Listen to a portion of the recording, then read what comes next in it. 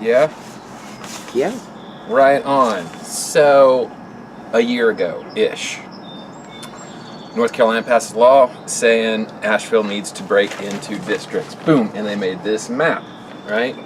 This is the map. This is the actual map that was made. And right after this happened, Joel Burgess wrote an article basically baiting the question as to whether or not this constitutes racial gerrymandering. And they produced, I think, the map, but did not highlight the 6 districts that Joel Burgess had called out as being the most African American, highest concentration of African American precincts, right? And so I took this map and I shaded in, kind of outlined, if you can see that, the 6 that he is referring to. So using that methodology of basically going and looking at the performance of the candidates in each precinct and the voter turnout and the voter registration, which is available online from the Buncombe County Board of Elections. That data looks a whole lot like this, only it's all not marked up. All those colors I put on there, all right? So all of those colors coordinated with map and districts and the precincts and all that kind of stuff. So from that, there are bazillions of tables that I've gone through. So everything that's marked means I've looked at every single number in every single precinct as it pertains to the total number of people who were registered to vote in 2015, the total number of people who actually voted in that precinct in 2015, the African Americans who voted, African Americans who registered, white people who voted, white people who were registered 2015 and 2017. That's a whole bunch of coming through the data. And then I compiled it all and figured out what the relative percentages of African Americans in each district was. Now, that's only an approximation because there are 2 little tiny spots in Asheville where the precincts don't follow, or the district boundaries don't follow precinct boundaries, and that's this little section up here. That, I believe, is precinct 14.3, which that little blue spot up there, way away from the center of the city, is included in the West Asheville district, and presumably that's more white people going into a more white district as it is. So is it diluting the vote? Not really. You hush. And then down here, the most important one, where apparently, there's this surgical precision to dilute the African American vote. I said be quiet, is 8.3. 8.3 goes all the way down here through Shiloh and all the way up to Biltmore Village. So the Biltmore Village section of 8.3 has been included in District 4, which is more white than the city average, and basically that concentrates this section of African American voters in South Asheville. So we have 2 districts that have a higher concentration of African American voters than the whole city. 2 out of 5 districts have been strengthened when it comes to the African American vote. This notion that this is crazy. This is crazy. That black voters were concentrated in this, that's true, but not because they were pushed into that. This is, East Valley, and it's in central Asheville. Shiloh is considered in South Asheville because that's where it is. They didn't take voters and spread them out throughout the rest of the city. They didn't relocate any voters, so that's just absolutely ridiculous. Anyway, all of this information is all compiled, a ton of it. And nothing has been reported in the press when it comes to the data supporting the fact, or the myth, that this is a fact of racial gerrymandering. No data has been produced to support that claim. Tons of data available to show quantifiably, empirically, beyond any doubt whatsoever that this has not occurred.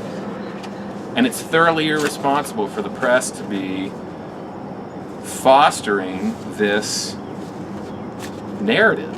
It's completely false. It's completely false. Now, this is an approximation because precinct data that existed for 2015 and 2016 predates the actual districts. But as you can see, from the districts, you can get a very close approximation as to what the voter demographics are in the new districts. Those numbers are certainly going to change because the data now is, 2015 and 2017. It's 2019. We're not going to get the new data until 2020.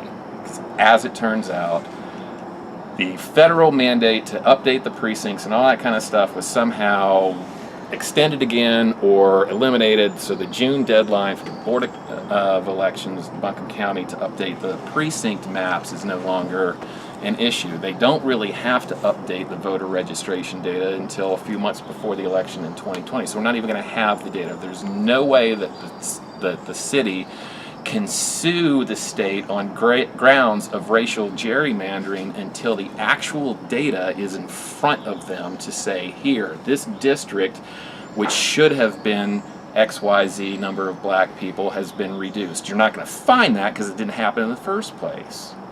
It didn't happen in the first place. And the best possible scenario, what's the cost of victory here? We get to redraw our maps, which aren't going to change anything whatsoever. We're going to piss off the North Carolina General Assembly even more. We've heard a bunch about Greensboro having their districts changed and how the city fought it, and it was, they fought off this assault from the General Assembly, and it's a completely different case. They already had districts in place. The General Assembly changed the existing districts. We didn't have any existing districts to change in the first place, so that is not the same.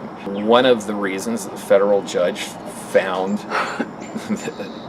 in favor of the city of Greensboro was that the General Assembly had no cause of action against the city. They had no reason to make this change in the first place. Well, the General Assembly here does have a reason to make a change in Asheville because we had no district elections, and therefore this creates a situation in a very, very racist city to help concentrate and protect the strength of the African American vote. Wait. This is a super racist city? It must be a racist city, because we obviously have a racist city staff because we need an in-house equity and inclusion watchdog to make sure that the policies and practices that are put forth by the city are developed and signed off on by our city manager, who's a black woman, our city attorney, who's a white dude, and our human resources department, which is 75% women. They must be racist. They must be so racist. Our department heads and our, city manager must be just so oblivious to issues of racism that they're going to put into practice and policy things that hurt the African American community. We must be a really racist town. Therefore, when we had a referendum on whether or not we should break into our at-large system into districts, the racist electorate, which is so because racial gerrymandering is something that could actually happen. Whites won't vote for blacks, blacks won't vote for whites. It's just so racist here. We've asked that electorate whether or not they wanted to change their racist system, and they said no. So the will of the people over here is very much like the will of the people of Topeka, Kansas, and not letting black kids go to their schools, even though there's a federal mandate. No, we're not going to do it. Yep. Oh yeah, I lost that battle, and it's the will of the people not to abide by the rules of the Union. That didn't go so well for the South of the rest of the country either. And we have a press that is trying to maintain the status quo. We've got the Mountain Express over there, kind of like using little blonde woman Terry Van Dyne as this racist bully who's trying to take away the power of the black people. Meanwhile, they don't even have any black people on their staff except for an office assistant, which they put at the top of their banner on their website in Mark Meadows style. Hey, look, we have one over here at the Mountain Express. Which was after it was pointed out. It was reorganized after it was pointed out. I brought this to their attention. They're like, oh yeah, we only have one black person. Let's move her all the way up to the #2 position on the staff company web page. We got the publisher, and we've got Lauren Andrews, and then we've got everybody else in the hierarchy, including a cat.